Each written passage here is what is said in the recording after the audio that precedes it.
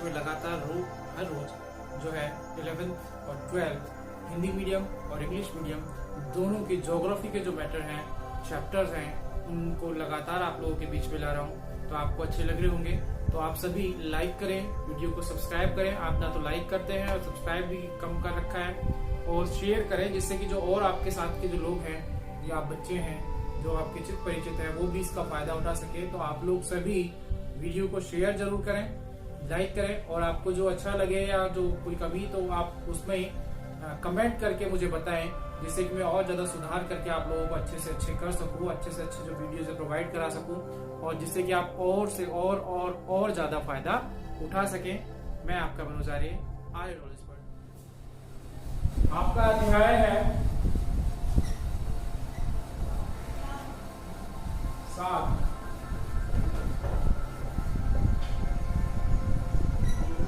तृतीय व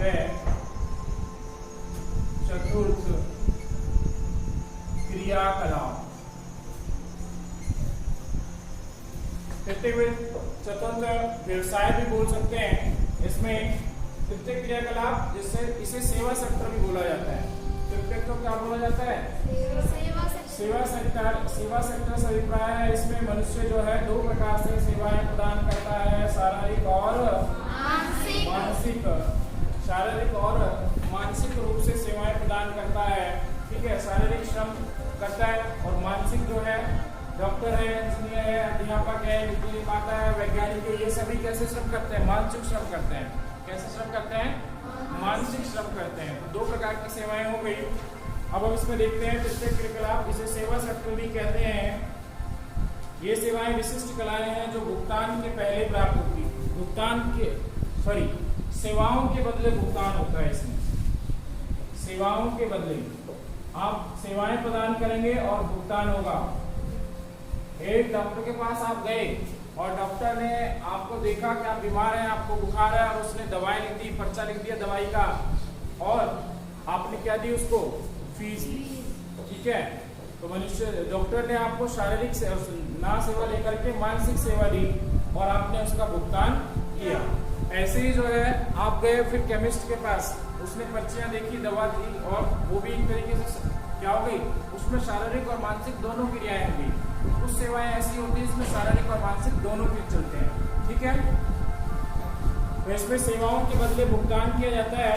और तृतीय क्रियाकलापों का संपादन जो है कुशल प्रशिक्षण और परामर्शदाताओं द्वारा होता है। इसमें जो है व्यवस्थित रूप से कार्य किया जाता है। इसमें तृतीय में कुशल व्यक्ति होने चाहिए। ठीक है, अर्ध कुशल भी चलेंगे, और इसमें बहुत सारी सेवाएं हैं। तृतीय सेक्टर क्रियाकलाप में परिवहन है। क्या आएगा? परिवहन है, व्यापार है, और संचार है, बैंक है, बीमा है, अन्य नाई है, धोबी है, परचूनी वाला है, डॉक्टर है, इंजीनियर, ये सब किस में आएंगे? सेवा सेक्टर, तृतीय सेक्टर में आएंगे। ठीक है, तृतीय क्रियाकलाप के बाद में एक और क्रियाकलाप आता है जिसे बोलते हैं हम चतुर्थ क्रियाकलाप। कौन से क्रियाकलाप? चतुर्थ क्रियाकलाप। चतुर्थ क्रियाकलाप क्या होते हैं? चतुर्थ क्रियाकलाप जो है तृतीय क्रियाकलाप के विभाजन है, जिसमें चतुर्थ और पंचम 2 आते हैं। चतुर्थ क्रियाकलाप और पंचम क्रियाकलाप। चतुर्थ और पंचम, ये 2 प्रकार के क्रियाकलाप जो हैं वो आते हैं।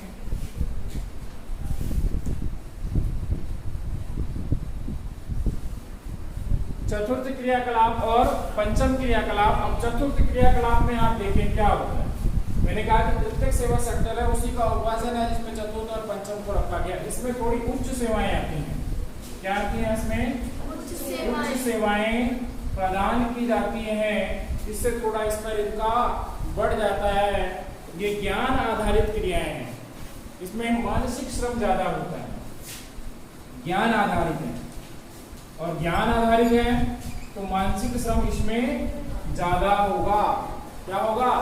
मानसिक श्रम इसमें ज्यादा होगा। अनुसंधान, प्रबंधन, विकास आधारित सेवाएं इसमें शामिल होती है, जो आर्थिक दृष्टि से अधिक विकसित देशों में पाई जाती हैं। जीन गॉटमैन ने प्रत्यक्ष सेवाओं को चतुर्थ व्यवसाय में रखा। एक विद्वान हुए थे जीन गॉटमैन, इनका पूरा नाम था जीन गॉटमैन, और इसने जो उच्च सेवाएं हैं उनको किस में रखा? चतुर्थ क्रियाकलाप में रखा। किस में रखा? चतुर्थ क्रियाकलाप में रखा जीन गॉटमैन ने। ठीक है, इसके बाद आती है आपकी पंचम क्रियाकलाप। कौन आते हैं? मैंने इसे बताया अनुसंधान, प्रबंधन और कुछ डॉक्टर, इंजीनियर जो है बड़े स्तर पर या कलाकार, ठीक है, वो इसमें आते हैं। इसके बाद पंचम क्रियाकलाप आते हैं, ये होती है अति उच्च सेवाएं। अति उच्च सेवाएं बोलते हैं इन्हें। और इसमें क्या होता है? नीति निर्माता। नीति निर्माता कौन होता है? जो संसद में बैठे हुए नेता हैं, वो कहीं ना कहीं कानून बनाते हैं। ये सारे अधिकारी जो हैं बड़े, और वो क्या करते हैं? कानून बनाने का, नीतियों का बनाने का काम करते हैं। सलाहकार होते हैं, विषय विशेषज्ञ होते हैं, पीएचडी होल्डर जिन्हें कहते हैं, विशेषज्ञ होते हैं किसी विषय के, अनुसंधानकर्ता होते हैं। अनुसंधानकर्ता जो बड़े स्तर पर अनुसंधानकर्ता आदि जो हैं, ये सभी किसमें आते हैं? पंचम क्रियाकलाप में शामिल किए जाते हैं। पंचम क्रियाकलाप में शामिल किए जाते हैं। ठीक है, आगे इसमें देखें तो आपको समझ आएगा कि चतुर्थ क्या है, पंचम क्या है। अगला जो टॉपिक आता है इसमें तीनों क्रियाओं के बाद व्यापार और वाणिज्य। क्या आता है? व्यापार और वाणिज्य। ठीक है, यही आता है व्यापार और वाणिज्य। जो आता है शब्द,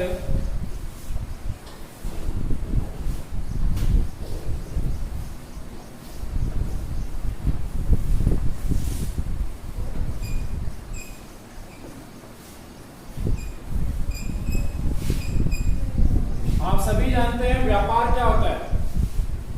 व्यापार एक प्रक्रिया है जिसमें वस्तुओं का क्रय विक्रय या आदान प्रदान किया जाता है, और इसी को क्या कहते हैं?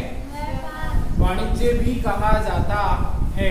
व्यापार या वाणिज्य। अब एक छोटे स्तर से लेकर बड़े स्तर तक व्यापार हो सकता है, वाणिज्य की क्रियाएं हो सकती हैं। छोटे स्तर से लेकर के बड़े स्तर तक ये व्यापारिक व वाणिज्य क्रियाएं हो सकती हैं। एक छोटा व्यापारी जो है बाजार से सामान खरीद करके और उपभोक्ताओं तक बेच रहा है, वो भी क्या कर रहा है? व्यापार कर रहा है। ठीक है, और बड़े स्तर तक बड़ी बड़ी फैक्ट्रियों में सामान बना करके फैक्ट्री के जो ऑनर हैं या वो निर्माण कर करके विश्व मार्केट में सामान को बेच रहे हैं, तो वो भी क्या है? व्यापारी। ठीक है, आगे देखें तो ये वाणिज्य भी वाणिज्य क्रियाओं में आते हैं। इसमें वस्तुओं का आदान प्रदान, क्रय विक्रय होता है। वस्तुओं का क्रय विक्रय किया जाता है, खरीदा व बेचा जाता है। वस्तुओं का क्रय विक्रय किया जाता है, वस्तुओं को खरीदा या बेचा जाता है। ठीक है, किसमें? व्यापार में। व्यापार वस्तुतः अनियंत्रित उत्पादित, व्यापार में वस्तु अनियंत्रित उत्पादित मदों का क्रय विक्रय है। और व्यापार जो है ये फुटकर, थोक व्यापार, वाणिज्य व्यापार, की सभी सेवाओं का विशिष्ट उद्देश्य क्या होता है? लाभ कमाना। भाई व्यापार क्यों करते हैं? देखो इसमें एक होता है थोक व्यापार, बड़े स्तर पर सामान बनाया, बड़े स्तर पर सामान बनाया फैक्ट्री में बहुत सारा, और फिर उसे जो लागत लगी उससे थोड़ा सा मुनाफा कमाने के लिए अधिक दाम पर उसे बेच दिया। तो थोक में खरीद लिया किसी ने। अब इसने थोक में खरीदा, ये होलसेलर के पास जाएगा तो फिर वहां फुटकर में बेच देगा उसे। आप जैसे दो चार लड़के जो बैठे हुए यहाँ, उन्होंने उनको बेच दिया मान लीजिए। ठीक है, अब इन्होंने खरीद लिया और यहाँ से फिर ये उपभोक्ताओं को एक एक करके उपभोक्ताओं तक बेचेंगे इसे। ठीक है, तो यहाँ टुकड़ों में वक्त जाता है। तो यहाँ इसने बनाया, इसने इसको बेचा, कंपनी है यहाँ, जिस कंपनी ने थोक में बेच दिया तो इसने कंपनी ने भी लाभ कमाया। ये थोक विक्रेता ने अन्य जो डीलर है उनको बेच दिया, तो इसने भी काम लाभ कमाया। ये लाभ कमाने से उद्देश्य से छोटे परचून या दुकान वालों को बेच दे और दुकान वाले उपभोक्ता को बेच दे, तो ये पूरा एक व्यापारिक सिस्टम है जिसमें वस्तुओं को लाभ कमाने के उद्देश्य से क्रय विक्रय किया जाता है। वही व्यापार और वाणिज्य कहलाता है। ठीक है, व्यापार और वाणिज्य, जो लाभ कमाने के उद्देश्य से वस्तुओं का क्रय विक्रय किया जाता है। ठीक है, ये सारा काम कस्बों और नगरों में होता है जिन्हें व्यापारिक केंद्र बोलते हैं। क्या बोलते हैं? व्यापारिक केंद्र। देखो भाई, व्यापार वो वस्तुएं बनी है तो कहीं ना कहीं किसी ना किसी जगह पर तो बिकेंगी, और उनको बेचने का जो सही स्थान होता है उसे बोलते हैं व्यापारिक केंद्र। और व्यापारिक केंद्र कौन कौन से हो सकते हैं भाई? नगर या कस्बे, और उन नगर और कस्बों में स्थापित क्या? बाजार। कौन? बाजार। जो बाजार होता है वही तो व्यापारिक केंद्र होते हैं, जहां पर आप जहां इन वस्तुओं को, इन सामान को क्रय विक्रय किया जाता है, उन्हें व्यापारिक केंद्र कहा जाता है। जैसे आप देखें भारत देश में मुंबई, विदेशों से वस्तुएं आती हैं तो जलीय मार्ग द्वारा कहां पर बड़े बड़े व्यापारिक केंद्र बने हुए हैं। मुंबई है, महाराष्ट्र में जो हम कहें, तमिलनाडु, पश्चिम बंगाल है, चेन्नई है, केरला का है, गोवा, ये इन सभी जो तटीय क्षेत्र में बड़े बड़े व्यापारिक केंद्र हैं। दिल्ली है, ठीक है, जहाँ वस्तुओं को लाया जाता है और बड़े स्तर पर निर्यात आयात किया जाता है। तो व्यापारिक केंद्र जहाँ से वस्तुओं का आदान प्रदान, क्रय विक्रय बड़े स्तर पर किया जाता है, उन्हें व्यापारिक केंद्र कहते हैं। व्यापारिक केंद्रों को ग्रामीण विपणन केंद्र और नगरीय विपणन केंद्र भी कहा जाता है। व्यापारिक केंद्र में ग्रामीण विपणन, ग्रामीण विपणन और नगरीय विपणन केंद्र, नगरीय विपणन केंद्र। ग्रामीण और नगरीय दो विपणन केंद्र हो गए, ग्रामीण विपणन केंद्र और नगरीय विपणन। मतलब यहाँ जा क्या होता है? व्यापार होता है, वस्तुओं का क्रय विक्रय होता है, तो विपणन शब्द यूज में लिया गया है। क्या लिया गया है? विपणन शब्द जो है वो यूज में लिया गया है ग्रामीण स्तर पर, जहाँ पर बाजार, ग्रामीण बाजार होते हैं, ये नगरीय बाजार होते हैं। विपणन केंद्र जहाँ पर वस्तुओं का बहुत सारी वस्तुएं मिलती हैं।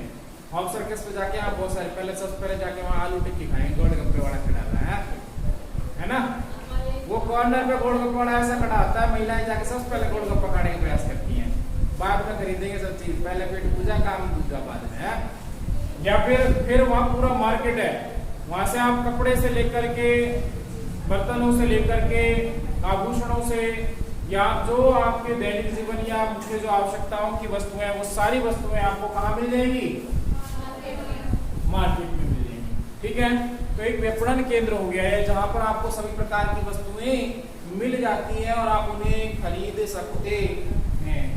तो ये नगरीय भी होते हैं। और अब यहाँ तो आप नगर में, अलवर जैसे शहर में अब जाओगे जयपुर, बड़ा बाजार। अब जयपुर में भी आपकी आवश्यकता है, पूरी नहीं हो रही है, आपको नहीं मिल रहा, तो आप और बड़े बाजार में, कहाँ? दिल्ली चले जाओ। ठीक है, बड़े बड़े बाजार है। तो ये नगरीय हो गए। ठीक है, फिर महानगरीय हो जाएंगे। ठीक है, और ज्यादा ही खरीदना चोर बाजार में चले जाते हैं, सब सस्ता मिल जाएगा। ठीक है, दिल्ली चोर बाजार, ठीक है, मुंबई का चोर बाजार। तो सबसे पहले पढ़ते हैं इसमें ग्रामीण विपणन केंद्र कौन से होते हैं। ग्रामीण विपणन केंद्र, ग्रामीण क्षेत्रों के जो बाजार होते हैं। अब देखो इसमें कैसे कैसे बाजार लगते हैं। गांव में क्या क्या फिर ये अर्धनगरीय केंद्र होते हैं। कैसे होते हैं? अर्धनगरीय, नगरों की तरह नहीं होते, लेकिन उनसे छोटे होते हैं। कस्बा होता है या छोटे गांव में तो कहाँ बाजार होते हैं? जैसे रामगढ़ है, रामगढ़ में बाजार है। ठीक है, उधर किशनगढ़ है, अलवर की बात कर रहे हैं तो किशनगढ़ में बाजार है। ठीक है, तो ये क्या हो गए? कस्बे हो गए, अर्धनगरीय हो गए, ना तो नगर है ना ये गांव रह गए। ठीक है, तो अर्धनगरीय हो गए, कस्बे कह सकते हैं। खैरतल है, खैरतल में बाजार लगने लगा, तो ये अर्धनगरीय विपणन केंद्र होते हैं, बाजार होते हैं। ठीक है, आगे देखें, अत्यंत अल्पवर्धित प्रकार के व्यापारिक केंद्र के रूप में सेवाएं। अल्पवर्धित, ज्यादा बड़े नहीं होते। मनुष्य की जो दैनिक आवश्यकताओं की पूर्ति यहाँ से रहती नहीं होती, तो फिर किशनगढ़ और अलवर, खैरतल को छोड़कर कहाँ भागेंगे? अलवर तो मिल ही जाएगा। है ना, ठीक है। तो ये अर्ध वर्धित प्रकार के व्यापारिक केंद्र होते हैं, ये स्थानीय संग्रहण और वितरण के केंद्र होते हैं। स्थानीय संग्रहण, अब जैसे मान लीजिए कि किशनगढ़ की बात कर रहे हैं, खैतर की बात कर रहे हैं, स्थानीय संग्रहण, अब वहां जो सब्जियां हैं या छोटे जो उत्पादक हो रहे हैं उनको तो वही बाजार क्या कर लेंगे, खरीद लेंगे, वही बाजार क्या कर लेंगे, खरीद लेंगे। जैसे यहाँ नजदीकी एक गाँव है बहादुरपुर, चिकानी से थोड़ा सा आगे चलेंगे तो बहादुरपुर है, वो बड़ा पुराना गांव है, उसका पुराना नाम बहादुरगढ़ था। क्या था? बहादुरगढ़। उसका ऐतिहासिक महत्व है, अलवर में जब पढ़ते हैं इतिहास में तो बहादुरगढ़ का नाम आता है। वहाँ एक सैन्य किला भी है। क्या है? एक सैन्य किला है और उस किले में खजाना होने की, और उधर आसपास बहुत सारी बावड़ी भी है और छतरियां भी हैं, खजाना मिलने की जो कि मिला है, ऐसी बातें वहाँ प्रचलित है पुराने बुजुर्गों द्वारा, और खुदाई भी की गई है। वो किला अंदर से अस्त व्यस्त कर दिया, तोड़ फोड़ दिया है खजाने के चक्कर में, ठीक है। तो वहां पर भी एक छोटा सा बाजार है, तो वहां आसपास के क्षेत्रों में जो वस्तुएं उत्पादित होती हैं वो क्या है, वो उसी बाजार में पहुंच जाती हैं, ठीक है। अब क्या होता है, कोई बड़े स्तर पर उत्पादन कर रहा है तो क्या करेगा, उन वस्तुओं को लेकर कहाँ भागेगा, नगरीय बाजार। तो ये अल्प आवश्यकताओं की पूर्तियों के लिए जो ग्रामीण विपणन केंद्र होते हैं ये सहायक का कार्य करते हैं, ठीक है। आगे देखिए, स्थानीय संग्रहण वितरण केंद्र होते हैं, ये ग्रामीण लोगों की अधिक मांग वाली वस्तु, अधिक मांग और जो सामान्य मांग होती है, सामान्य मांगे जो होती है उनको पूरी थी ग्रामीण क्षेत्र पर जो स्थित जो बाजार है वही विपणन केंद्र जो कर देते हैं। वस्तु और सेवाओं को उपलब्ध कराने की महत्वपूर्ण केंद्र भी ये ग्रामीण स्तर के बाजार होते हैं। अगला इन ग्रामीण स्तरों पर लगता है आवधिक बाजार।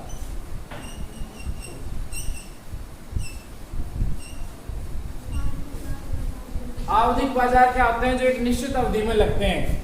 क्या लगते हैं? एक निश्चित अवधि में लगते हैं, उन्हें आवधिक बाजार कहा जाता है। ग्रामीण क्षेत्रों के आवधिक बाजार, ग्रामीण क्षेत्रों के आवधिक बाजार, ये आवधिक बाजार जो होते हैं ग्रामीण क्षेत्रों में निश्चित समय अवधि पे लगते हैं। क्या लगते हैं? निश्चित समय अवधि पे, एक निश्चित समय पर और निश्चित स्थान पर, निश्चित समय पर और निश्चित स्थान पर लगते हैं। जैसे हम अलवर की बात करें तो मंगलवार बाजार, ठीक है। अब सारी दुकान बाजार बंद है आज, और आज कौन सा बाजार लग रहा है? मंगलवार बाजार लग रहा है, जाओ, है ना, और जाओ कुछ स्पेशल चीजें खरीद के लेके आओ जो मंगलवार बाजार में मिलेंगी, ठीक है। एक लगता है रविवार बाजार, एक लगता है रविवार बाजार। कौन सा बाजार? रविवार, संडे बाजार लगता है। इसके अलावा जो है इधर रामगढ़ क्षेत्र में फिर एक बुधवार बाजार लगता है, रामगढ़ में बुधवार, और इधर किशनगढ़ में गुरुवार बाजार। ऐसे तो डे फिक्स कर रखे हैं वो वीक में, या ये साप्ताहिक, पाक्षिक, साप्ताहिक और पाक्षिक। साप्ताहिक मतलब एक सप्ताह में एक बार, पाक्षिक मतलब 15 दिन में एक बार लगते हैं। इन्हें आवधिक बाजार भी कहा जाता है। क्या कहा जाता है? आवधिक। एक निश्चित समय अवधि में लगने वाले ग्रामीण क्षेत्रों में व्यापारिक केंद्र जो बनते हैं उन्हें आवधिक बाजार कहा जाता, ठीक है। बाकी दिन बंद रहते हैं, बाकी दिन बंद रहते, बाकी दिन ये जो मार्केट है ग्रामीण विपणन केंद्र खुले होते हैं, आवधिक बाजार निश्चित समय पर लगते हैं। उस दिन व्यापारी गए, सामान रखा, बेचा और आ गए, ठीक है, बेचा और आ गए। फिर इनका निश्चित होता है, अब एक मंगलवार को अलवर जाना है, बुधवार को किशनगढ़ जाना है, रामगढ़ जाना है, और गुरुवार को कहाँ जाना है? किशनगढ़ जाना है।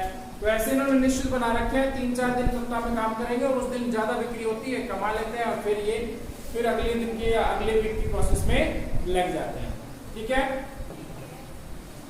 आगे इसमें बात करें तो आवधिक बाजार निश्चित समय तिथि पर लगाए जाते हैं। अगले आते हैं नगरीय बाजार केंद्र। कौन से? नगरीय बाजार केंद्र। इसमें जो होते हैं अधिक विशिष्ट सेवाएं मिलती हैं। अब तुम यहाँ कंप्यूटर खरीदने जाओ ग्रामीण विपणन केंद्र, मिलेगा? नहीं। एप्पल का मोबाइल खरीदने जाओ, मिलेगा? एडिडास के जूते खरीदने जा रहे हो, हैं? नहीं मिलेगा, ठीक है। आवधिक बाजार में तो फिर घटिया किस्म की या जो बिल्कुल ही जो सामान्य सी वस्तुएं आपको मिलती हैं, ठीक है। एक निश्चित जो वस्तुएं या क्षेत्र होता है, जैसे दिल्ली में संडे को लगता है चोर बाजार, वीक में हर बार संडे को लगता है चोर बाजार। मैं भी गया था एक बार, लुट के आ गया। कहते हैं चोरों के घर में मोर वाली बात हो गई। चोर बाजार में गए और कुछ चूना लगवा के आ गए, 8,000 का चूना लगा था। ठीक है। और दूसरा है नगरीय। इनमें धोखा देने वाले बहुत बैठे होते हैं। ठीक है। ग्राहकों को उल्लू बनाने वाले बहुत होते हैं। अब ग्राहक मेरे जैसे बेवकूफ हो जल्दी बन जाते हैं। ठीक है। चतुर ग्राहक नहीं बनेंगे, क्योंकि उन्हें पता है कि मैं पहली बार गया तो बेवकूफ बन गया, लेकिन अब पता है कि वहां कैसे डील करना है और कैसे लोगों से और क्या सामान खरीदना है। तो उपभोक्ता को जागरूक होना चाहिए। ठीक है। वरना ठगा जाओगे मेरी तरह। सर वहाँ पे चोरी की चीजें रखते हैं और क्या सब एक चप्पल मिलेगी तो कभी मिलेगी। नगरीय व्यापार केंद्रों की बात करें तो ये इनमें अधिक विशिष्टीकृत सेवाएं मिलती हैं, जैसे श्रम बाजार, आवासन, अन्य निर्मित व उत्पाद बाजार। इनमें शैक्षिक संस्थानों, व्यवसायिक सेवाएं जैसे अध्यापन, वकील, परामर्श, चिकित्सक, दांतों के डॉक्टर, अन्य चिकित्सक आदि। अब नगरीय विपणन केंद्र है। अब तुम्हें किसी फिजिशियन के पास जाना है, किसी न्यूरोसर्जन के पास जाना है, या फिर एक बड़ी कोचिंग संस्थान में जाना, ग्रामीण क्षेत्रों में कहाँ मिलेगी? नहीं मिलेगी। आपको कहाँ आना होगा? मैंने कहा आपको एप्पल का मोबाइल खरीदना है तो भाई नगरों में तो आना ही पड़ेगा। ठीक है। नगरीय क्षेत्रों में तो एप्पल का मोबाइल खरीदना है, आना ही पड़ेगा। ठीक है। अन्य उच्च मूल्य वाली वस्तुएं या मशीनरी खरीदनी, कंप्यूटर खरीदना है तो आपको गाँव में नहीं मिलेगा। नगरीय बाजार केंद्रों में इसीलिए कहा गया विशिष्ट वस्तुओं की सेवाएं प्रदान करने वाले केंद्र होते हैं, जिन्हें नगरीय विपणन केंद्र कहा जाता है। नगरीय विपणन केंद्र कहा जाता है। ठीक है। तो अगला जो आता है इसमें फुटकर व्यापार। अगला आता है, इसी में चल रहे हैं फुटकर थोड़ा सा सामान खरीद लिया, रेडी पर रखा और बेचने चल दिए। सब्जियां बेचते हैं। एक थोक व्यापारी किसान ने सब्जियां बेची, ट्रक में भर के लाया और मंडी में बेच दी। मंडी में उसने थोक में बिक गई। उसके बाद फूड डीलर्स ने खरीद ली। डीलर्स ने फिर छोटे छोटे या सीधे जो है लोग जाकर के खरीद लेते हैं और फिर रेडी पर, रिक्शे में क्या करने लगते हैं? बेचने लगते हैं। आपने देखा होगा छोटी सी रेडी पर या और कई वो पहले आते थे गुब्बारे वाला, जो एक वो बांस का सा डंडा लेके उसमें गुब्बारा लग रहा है, पूरी लटक रही है और पता नहीं क्या क्या बहुत सारी चीजें और बेचने ग्रामीण क्षेत्रों में खासकर होते हैं। ठीक है। अतरी फल वाला, गांव में सुना होगा अतरी फल वाला, है ना? और पीछे टीपा रख के लाएगा, उसमें अतरी फल लग के लाएगा, उसके साथ गुब्बारे और अन्य बहुत सारी चीजें वो जो है उसमें पूरा लटका करके वो फुटकर छोटे। इसके अलावा छोटे छोटे क्षेत्रों पर छोटे छोटे आकार में जब वस्तुओं का क्रय विक्रय होता है और फेरी लगा फुटकर क्षेत्र में। ठीक है। इसमें एक और होता है फेरी वाला, जिन्हें जो मैं एग्जांपल दे रहा था फेरी वाले बोलते हैं, जो घूम घूम कर वस्तुओं को बेचते हैं। ठीक है। आगे हम देखें इसमें तो आगे इसमें आता है फुटकर वह व्यापारिक क्रियाकलाप है जो उपभोक्ताओं को वस्तुओं के प्रत्यक्ष विक्रय से संबंधित होते हैं, जैसे रेडी वाला, फेरी वाला। आजकल ट्रक चल गए हैं या कैंट्रा या वैन जिसमें सब्जियां घर भर के ले जाते हैं और आप घर पे आपके आ जाएगी। ये द्वार टू द्वार, डोर टू डोर सेवाएं देते हैं। आज डाक सेवा भी आने लगी है। ऑनलाइन परचेजिंग, इसमें अमेजोन पे जाओ, फ्लिपकार्ट पे जाओ, ऑर्डर करो और घर पे रिसीव करो। ठीक है।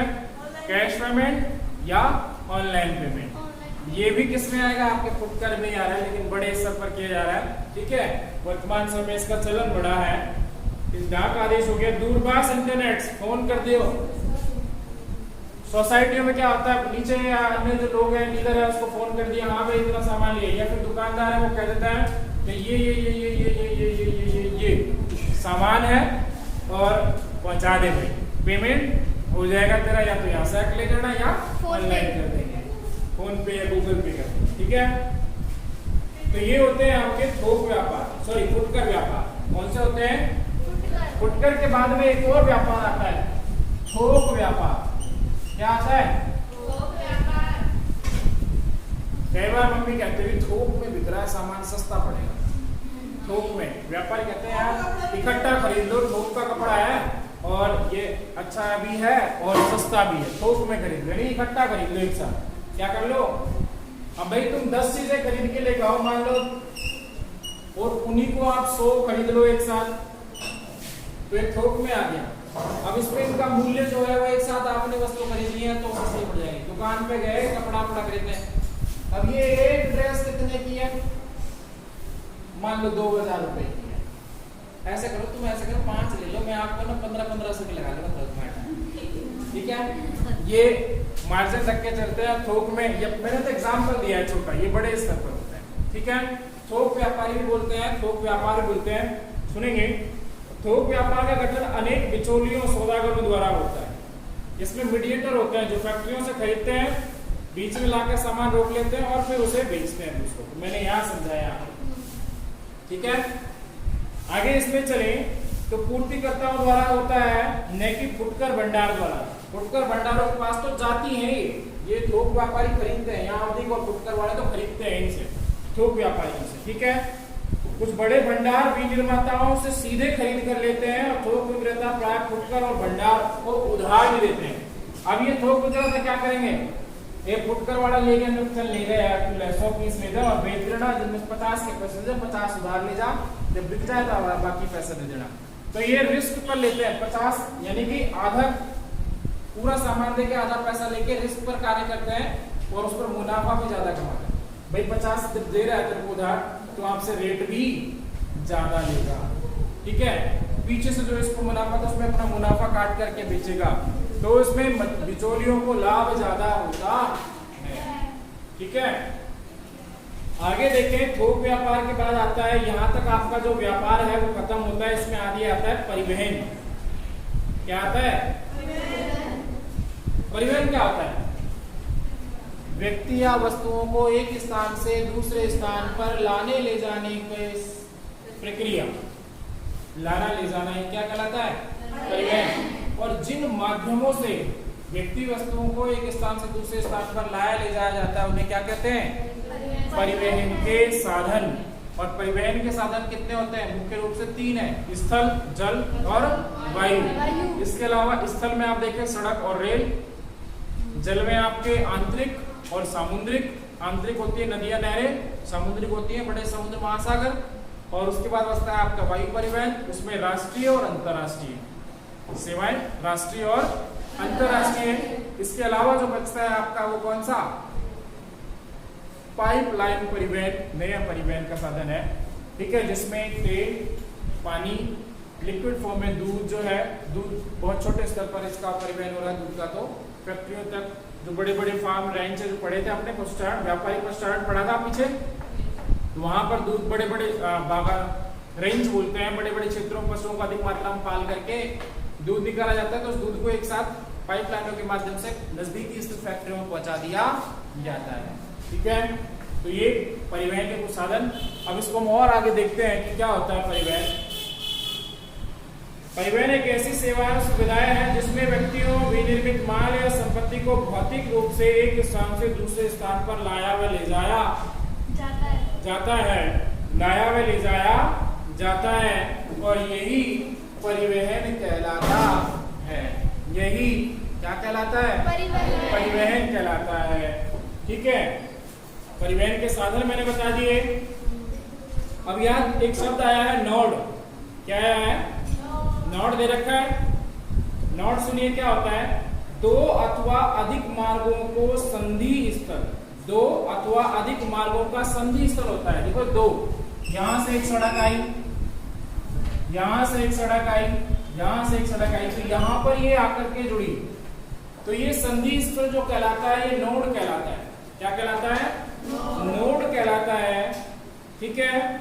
ये आगे देखें, एक उद्गम बिंदु और एक गंतव्य बिंदु अथवा मार्ग के सहारे कोई बड़ा कस्बा नोड कहलाता है।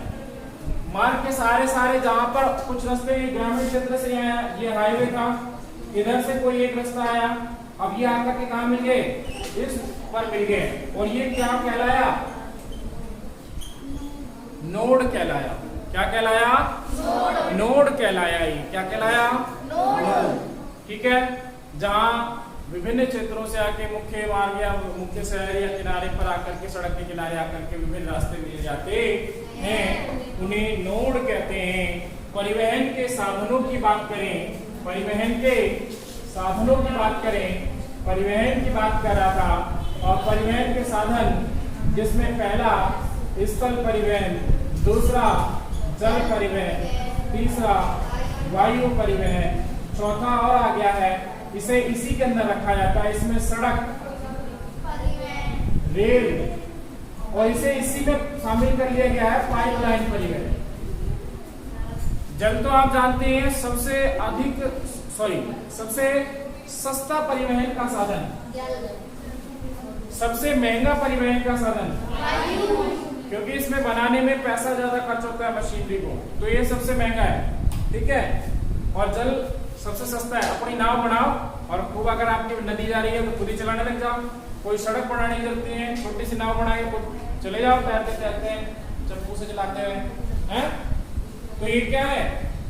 सस्ता। इसीलिए बड़े बड़े महासागरों में एक महाद्वीप से दूसरे महाद्वीप, एक देश से दूसरे देश जल परिवहन के माध्यम से बड़े स्तर पर किया है। और सबसे आसान और डोर टू डोर, D2D सेवा देने वाला, D2D, डोर टू डोर, घर से घर तक सेवाएं प्रदान करने वाला परिवहन, स्थल परिवहन। लेकिन इसमें भी कौन सा? सड़क। डोर टू डोर कौन सा है? सड़क। सड़क अपने घर तक आ रही है, रेलगाड़ी थोड़ी आएगी, नहीं आएगी। वो एक निश्चित गंतव्य या जहां से जाती है वो स्थान है उसका। लेकिन सड़क जो है वो डोर टू डोर सेवा। हाँ, जोमेटो वाला तुम्हारे घर के आगे आ जाएगा, आगे जोमेटो वाला घर के आगे आ जाएगा, लेकिन रेल आपके घर के आगे नहीं आएगी। हवाई जहाज तुम्हारे छत के ऊपर उतरेगा नहीं उतरेगा। लेकिन सड़क परिवहन एक ऐसा साधन है जो आपको डोर टू डोर सेवाएं प्रदान करता है।